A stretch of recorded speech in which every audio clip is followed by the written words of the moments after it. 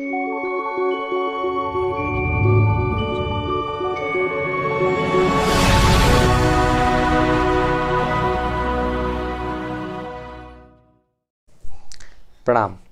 तो आज हम अध्याय 14 प्रकृति के 3 गुण की चर्चा करने वाले हैं। इससे पहले हमने अध्याय 13 कंप्लीट किया था और हमने देखा था कि अर्जुन ने भगवान श्री कृष्ण से 6 क्वेश्चंस पूछे थे। प्रकृति क्या है, पुरुष क्या है, ज्ञान क्या है, ज्ञेय क्या है, क्षेत्र क्या है और क्षेत्रज्ञ क्या है। तो इन सारे क्वेश्चंस का जवाब भगवान श्री कृष्ण ने अर्जुन को समझाया था। आइए इससे थोड़ा आगे बढ़ते हैं और हम जानते हैं अध्याय 14 प्रकृति के 3 गुण। जैसा कि आपको पता है कि अध्याय 8 में भगवान ने इस संसार को काला ग्रह कहा था, है ना, क्योंकि उन्होंने बताया था कि प्रकृति के 3 गुण होते हैं, रजोगुण, तमोगुण और सतोगुण। तो इंसान इन प्रकृति के तीनों गुणों के अभाव में आकर पूरी तरीके से इसमें फंस जाता है और उसी के अकॉर्डिंग वो अपना कर्म करता है और उसको रिजल्ट्स मिलते हैं। तो आइए इसके बारे में थोड़ा और डिटेल में जानें। पहला श्लोक, श्री भगवानुवाच परम भुवे प्रमवक्ष्यामि ज्ञाननाज्ञानमुक्तमं यद्वा मन मुन्य है सर्वे परासिद्धिमेत्मतो गतः। भगवान ने कहा, अब मैं तुम्हें समस्त ज्ञानों में सर्वश्रेष्ठ इस परम ज्ञान को पुनः कहूँगा जिसे जान लेने पर समस्त मुनियों ने परम सिद्धि प्राप्त करी है। अब यानी यहाँ पे भगवान थोड़ा और क्लैरिफाई कर रहे हैं प्रकृति के बारे में और भगवान अब कुछ ज्ञान वाली बातें अर्जुन को बताने वाले हैं, जिसको जानने के बाद, है ना, अर्जुन को थोड़ी सी और क्लैरिटी मिलेगी कि प्रकृति क्या है और उसके तीनों गुण क्या है। तो इसलिए भगवान ने यहाँ पे लिखा कि जिसे जान लेने पे समस्त मुनियों में परम सिद्धि प्राप्त करी है, यानी इस गुण को, इस ज्ञान को जान लेने के बाद तुम भी उन समस्त मुनियों की तरह परम सिद्धि प्राप्त करोगे। अगला श्लोक, इदम ज्ञानमु प्रातिश्य मम सामर्थ्यमागता सर्गेऽपि नापि जायन्ते प्रलये न व्यन्ति च। इस ज्ञान में स्थिर होकर मनुष्य मेरी जैसी दिव्य प्रकृति स्वभाव को प्राप्त कर सकता है। इस प्रकार स्थित हो जाने पे वह ना तो सृष्टि के समय उत्पन्न होता है और ना प्रलय के समय विचलित होता है। तो देखिए, ये वाली बात तो एकदम ठीक ही है। जो भगवान में बिलीव करता है उसका मन एकदम स्टेबल हो जाता है ना। उसके लिए ना तो कोई चीज़ अच्छी है और ना ही कोई चीज़ बुरी है। यानी उसको पता होता है कि उसका जो मेंटल स्टेट बहुत ही स्टेबल हो जाता है। वो ना तो ज़्यादा बहुत एक्साइटेड फील करता है और ना ही वो बहुत ज़्यादा डिप्रेस्ड फील करता है। वो स्टेबल सेम भाव में रहता है। तो यहाँ पे भगवान ने बोला है कि वह ना तो सृष्टि के समय उत्पन्न होता है और ना ही प्रलय के समय विचलित होता है उसका मन। अगला श्लोक, मम योनिहद्र ब्रह्मा तस्मिन् गर्दं दयामनहं संभव सर्वभूतानां ततो भवति भारत। हे भरतपुत्र, ब्रह्मा नामक समस्त भौतिक वस्तुओं का जन्म का स्रोत मैं हूँ और मैं ही इसी ब्रह्मा का गर्भस्थ करता हूँ जिसमें समस्त जीवों का जन्म संभव होता है। अब यहाँ पे भगवान ने एक बात बोली है कि मैं ही इस ब्रह्मा का गर्भस्थ करता हूँ। तो वो कैसे हुआ? तो देखिए, भगवान ने यहाँ पे बोला है कि मैं ही गर्भस्थ करता हूँ, यानी मुझसे ही सब कुछ निकले हैं। तो भगवान की 2 माया होती है। एक तो योग माया, स्पिरिचुअल लाइफ, जो लोग भक्त होते हैं तो वो उस वाले मार्ग पे जाता है, और एक होती है जो संसार वाली जो लाइफ होती है, यानी माया, सिंपल माया होती है। तो जो लोग इस संसार में फंसे रहते हैं, तो भगवान ने कहा कि उनको फंसाने के लिए मेरी ये जो माया है, मोह माया, तो वो इसके अंडर में रहेंगे। और जो लोग मेरी भक्ति करेंगे, जो लोग डिवोटीज़ होंगे या फिर जो लोग मेरा भजन करेंगे, वो लोग मेरे पास आएंगे और वो स्पिरिचुअली हाई बन जाएंगे। तो इस चीज़ के बारे में भगवान ने यहाँ पे क्लैरिफाई करा है। तो इसको समझने के लिए मैं आपको एक एग्जांपल देता हूँ। मान लीजिए भगवान श्री कृष्ण एक आग है, यानी 2 रस, मतलब 2 लकड़ी है और उस पर आग जल रही है। तो भगवान श्री कृष्ण वो आग है और उसमें से लपटें निकल रही है। आग की, तो आग की लपटें क्या है, अवतार है भगवान श्री कृष्ण के, यानी गुरु, है ना। फिर उसके ऊपर है चिंगारी, है ना। तो चिंगारी कौन है, जीवात्मा, यानी हम जैसे लोग, जो बहुत ही एवरेज है और बहुत ही सिंपल है, ठीक है, यानी सारे ह्यूमन बींग्स। तो अब उस चिंगारी के ऊपर क्या होता है, धुआं होता है। तो यहाँ पे भगवान ने यूँ बोला है कि वो धुआं क्या है, वो मेरी माया है, यानी वो माया जाल है। और जो लपटें हैं तो वो तो सिर्फ आग के निकट रहती है, तो वो अवतार है, तो वो स्पिरिचुअली हाई है, उन पे कभी माया अपना अभाव डाल ही नहीं पाती है ना। और जो चिंगारी है उसको माया ने पूरा उसको जकड़ के रखा हुआ है।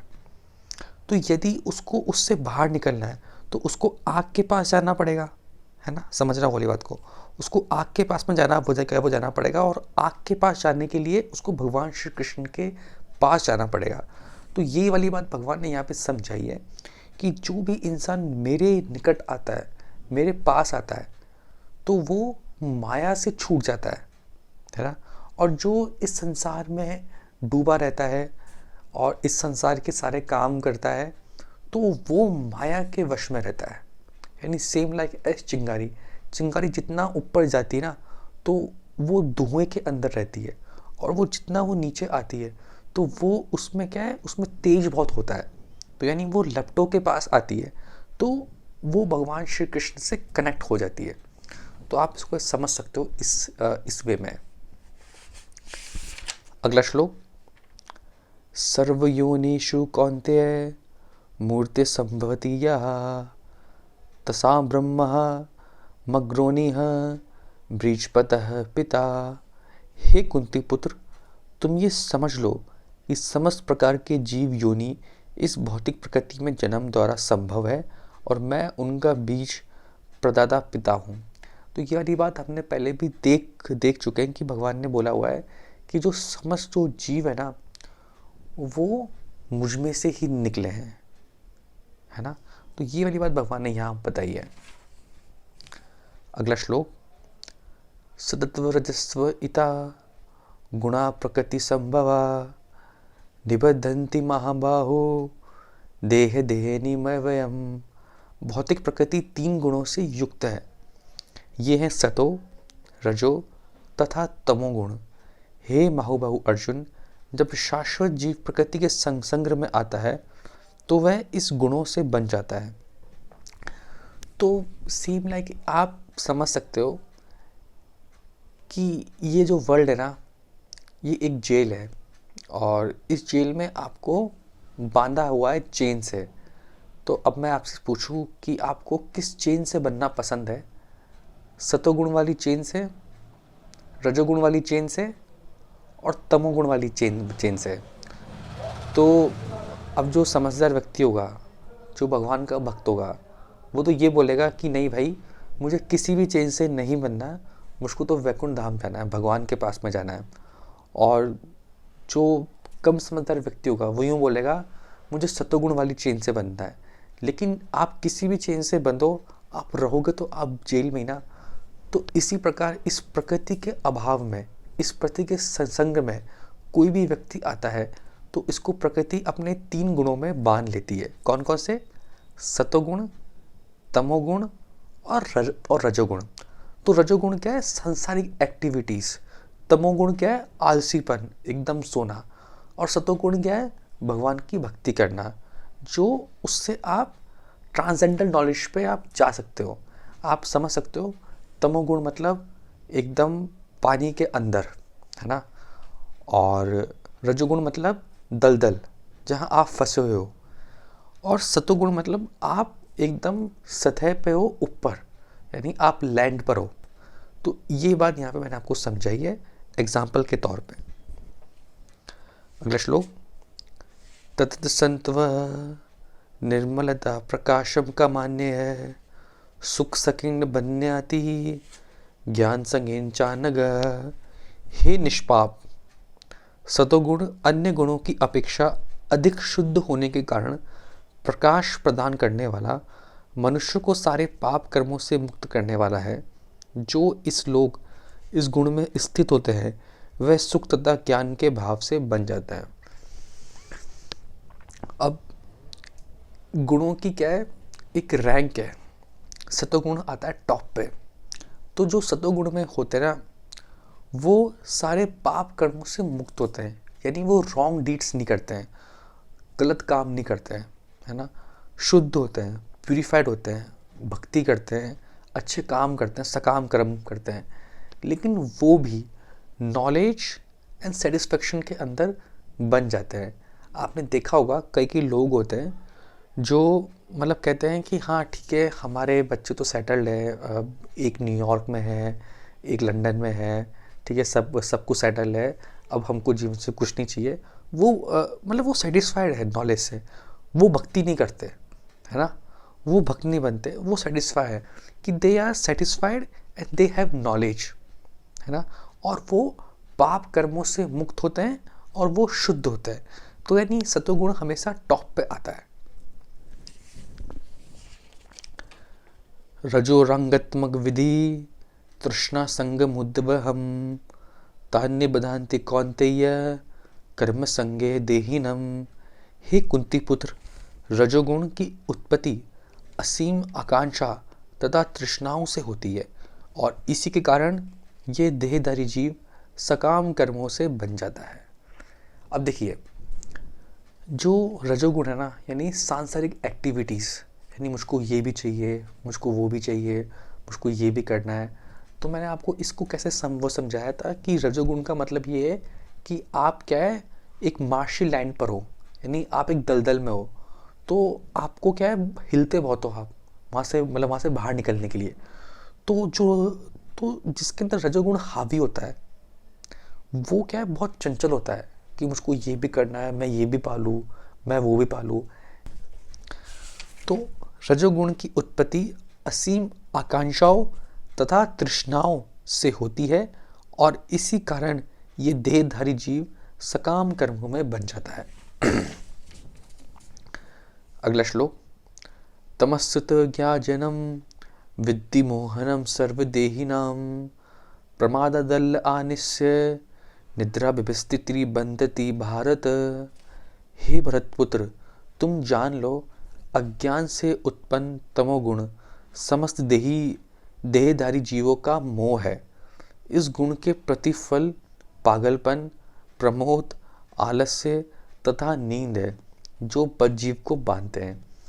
तो यानी अब भगवान ने ये बताया है कि जो इंसान तमोगुण में होता है वो पागलपन होता है उसके अंदर, आलस्य होता है, उसको सोना बहुत पसंद है, उसको सुला लो भाई, खाओ पियो सो, है ना, और ये सब चीज़ उसको बांधे हुए रहती है। और उसने अपना क्या है, विवेक, अपना विजडम, अपना इंटेलिजेंस सब खो दिए। उसके लिए ये जीवन क्या है, व्यर्थ है।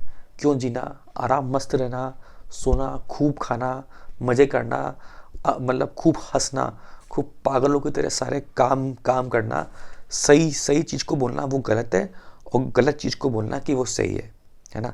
तो जो इस टाइप का जो पर्सन होता है उसके अंदर तमोगुण हावी होता है। अगला श्लोक। सततव सुखे संज्ञाति रज्ज कर्माणि भारत ज्ञान व्रमत तू तमः प्रमादे संगयतुतः। हे भरतपुत्र, सतोगुण मनुष्य को सुख से बांधता है, रजोगुण सकाम करण से बांधता है और तमोगुण मनुष्य के ज्ञान को ढककर उसे पागलपन से बांधता है।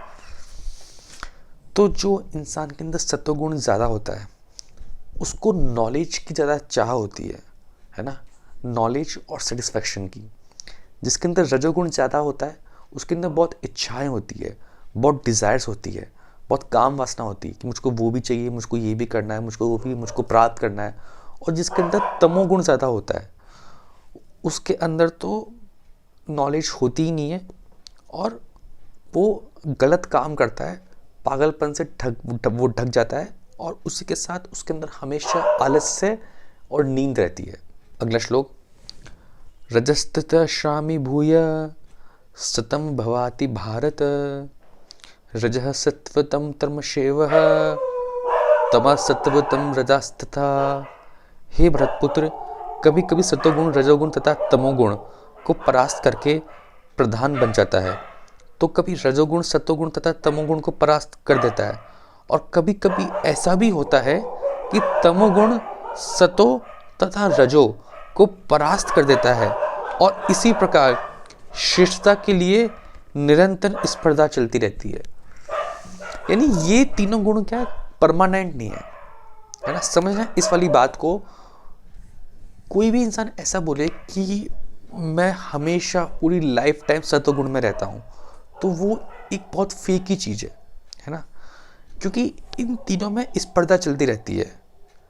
आप किसके आप संग में आ रहे हो, आप कैसा आपका बिहेवियर है, कैसा आपका कर्मा है, जो बैक कर्मा है, उसके बेसिस पे प्रकृति के अंदर चेंज होता रहता है और उसके बेसिस पे आप में भी चेंज होता रहता है। और कभी तमोगुण हावी होता है, कभी सतोगुण हावी होता है और कभी रजोगुण हावी होता है।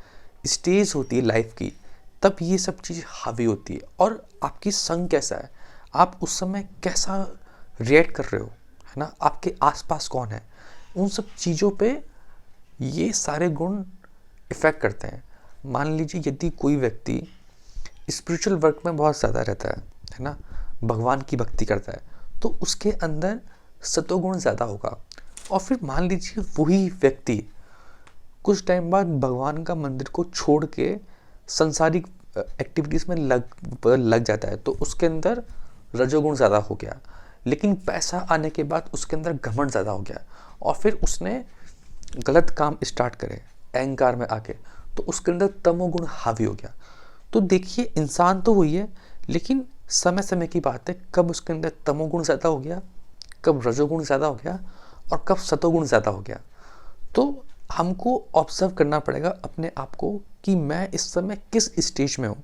कैसे करेंगे, अपने कर्मा को देख के, अपने एक्शंस को देख के, उनको रेशनली उनको ऑब्जर्व करना है कि जो एक्टिविटी जो मैं करता हूँ वो एक्टिविटी कौन सी एक्टिविटीज़ है, क्या वो सही है, क्या वो गलत है ना। उसके बेसिस पे आप जज कर पाएंगे। और मेडिटेशन और जप करना आपके अंदर सतोगुण को बढ़ाता है, इस बात को ध्यान रखना। अगला श्लोक, सर्वदारेषु धेयस्मिनि प्रकाशः उपजायते ज्ञानम यदा तदा विद्यादिवं समेतुच्युतः। सतोगुण की अभिव्यक्ति को तभी अनुभव किया जा सकता है जब शरीर के सारे द्वार ज्ञान के प्रकाश से प्रकाशित होते हो। तो शरीर के कौन से द्वार है, 2 आँख, 1 कान, 2 कान, मुंह, एनस और पीनस। तो जब ये सारे ओपन हो और ये जब सारे प्रकाश से प्रकाशित हो, यानी ऐसा नहीं है कि आपने खाया बहुत ही गरम मसाला, बहुत ही मिर्च मसाला, पीछे हो रहे हैं पाइल्स, तो उस समय तमोगुण ज़्यादा हो रहा है। तो जब आपके अंदर ज्ञान होगा ना, जब आप एकदम संयमित होकर, जब आप सभी चीज़ों को फॉलो करेंगे जो हमारे एंसेस्टर्स ने कही है कि आपको कम खाना चाहिए, आपको सही समय पर सोना चाहिए, जब आप प्रकृति के अनुसार अपना आचरण करेंगे और प्रकृति के अनुसार जब आप चलेंगे, तो उस समय आप देखेंगे, मतलब कहने का मतलब जब आप अपनी बॉडी को ट्यून करेंगे विद अलाइनमेंट ऑफ नेचर, तो आपके अंदर सतोगुण ज़्यादा पाया जाएगा। और आप देखेंगे कि आपकी लाइफ में एक बैलेंस है, कम खाएं, अच्छा खाएं और सही समय पे सोएं। तो ये जो 3 एक्टिविटीज़ है जो आपको परफॉर्म करनी है, उसके बेसिस पे आप देखेंगे कि आपकी लाइफ में सतोगुण बढ़ेगा, है ना। और उसके साथ साथ आपके जो 9 द्वार है ना, वो प्रकाश से प्रकाशित होंगे और आपकी लाइफ के अंदर सतोगुणों की वैल्यू बढ़ेगी और आप ज्ञान और सेटिस्फैक्शन की तरफ आगे बढ़ेंगे, जो एक अच्छी बात है, जो एक स्टेप लेने पे आप ट्रांसेंडेंट नॉलेज यानी ब्रह्म ज्ञान को भी आप समझ सकते हो। अगला श्लोक, लोभः प्रवृत्तिरारम्भः कर्माणस्य स्पृहा रजयस्तिनि जायन्ते विभादे भरतर्षभः। हे भरतवंशियों में प्रमुख, जब रजोगुणों में वृद्धि आ जाती है तो अत्यधिक आसक्ति, सकाम कर्म, गहन उद्यम तथा अनियंत्रित इच्छा एवं लालसा के लक्षण प्रकट होते हैं। आपके जीवन में आपको अटैचमेंट फील हुए, वर्क एल्कोहलिक आपको फील हुए जब आप बहुत ज़्यादा लगे हुए हो कि 3 साल में ना मुझको बॉस का बॉस बनना है, मुझको तो ये करना है, मुझको तो वो करना है, मतलब अनयूजफुल आपके अंदर डिज़ायर है जिनका कोई मीनिंग नहीं है, तो उस समय आपके अंदर रजोगुण हावी हो रहा है। इंद्र तृप्ति की कोई सीमा नहीं है। अगला श्लोक, अप्रकाश प्रवक्षति प्रमाद मोह एव च तमस्येत्यानि जायन्ते विविध्य कुरु नंदनम। जब तमोगुण में वृद्धि हो जाती है तो हे कुरुपुत्र, अंधेरा, जड़ता, प्रमत्तता तथा मोह का प्रकट्य होता है। तो अब तमोगुण को कैसे पहचानें, ये मेन क्वेश्चन है। तो जब आप किसी व्यक्ति को देखते हो जिसके अंदर आलस्य ज़्यादा है, जो हमेशा सोता रहता है, जो खूब खाता है, खूब मज़े कर रहा है, खूब गलत काम कर रहा है ना, तो उसके अंदर तमोगुण हावी है। तो इस तरीके से आप तीनों पर्सन को कैटेगराइज करके पहचान सकते हो कि किस इंसान के अंदर सतोगुण हावी है, रजोगुण हावी है और तमोगुण हावी है। तो आप तीनों को आइडेंटिफाई कर सकते हो कि वो इंसान अभी किस स्टेज में है और उस पर प्रकृति का कौन सा हावी है। और एक चीज़ आपको मैं बता रहा हूँ, मेडिटेशन करने से, भगवान का जप करने से आप तमोगुण से रजोगुण और रजोगुण से सतोगुण में आप आ सकते हो बाय डूइंग मेडिटेशन, जप एंड क्रिया। अगला श्लोक, यदा सत्वे प्रवदः तुरुप्रलयं यति देहभूतः तदोत्त्वविदा लोकना माल्यन्ति प्रतिपद्यते। जब कोई सतोगुण में मरता है तो उसे महर्षियों के विशुद्ध उच्चतर लोगों की प्राप्ति होती है। अगला श्लोक, रजस्य प्रलयं गत्वा कर्म संगशु जायते तथा प्रलयनस्त्यामि मूढ़ा योन्यशी जायते। जब कोई रजोगुण में मरता है तो वह सकाम कर्मियों के बीच में जन्म ग्रहण करता है, और जब कोई तमोगुण में मरता है तो वह पशु योनि में जन्म धारण करता है। तो आज के लिए इतना ही। आशा करता हूँ कि आपको ये सेशन समझ में आया होगा। तो इसके अंदर भगवान ने प्रकृति के तीनों गुणों की चर्चा करी है, यानी प्रकृति के अंदर सतोगुण, रजोगुण और तमोगुण, ये तीनों गुण होते हैं। तो उस समय इंसान किस स्टेट में है ना, वो किस तरीके से एक्ट करता है, उसके बेसिस पे उसको वो तीनों गुण उसको प्रभावित करते हैं। आप समझ सकते हो इस कंडीशन को। मान लीजिए कोई कठपुतली वाला है ना, तो कठपुतली वाला कठपुतली को कंट्रोल करता है, यानी the puppet man controls the puppet. अब वो पपेट कौन है? वो पपेट है ह्यूमन बींग्स, यानी हम लोग। और जो पपेट मैन है, जो पपेट को चला रहा है, वो कौन है? प्रकृति के गुण है ना। तो इस तरीके से आप समझ सकते हो कि प्रकृति के तीनों गुण आपको चलाते हैं। जैसा आप काम करते हो उसी के बेसिस पे आप प्रकृति के इन तीनों गुणों के प्रभाव में आते हो, और आप उसके बेसिस पे आप आगे रिएक्ट करते हो। इस अध्याय में भगवान ने प्रकृति के तीनों गुणों के बारे में अर्जुन को समझाया। तो आज के लिए इतना ही। जय हिंद, जय भारत।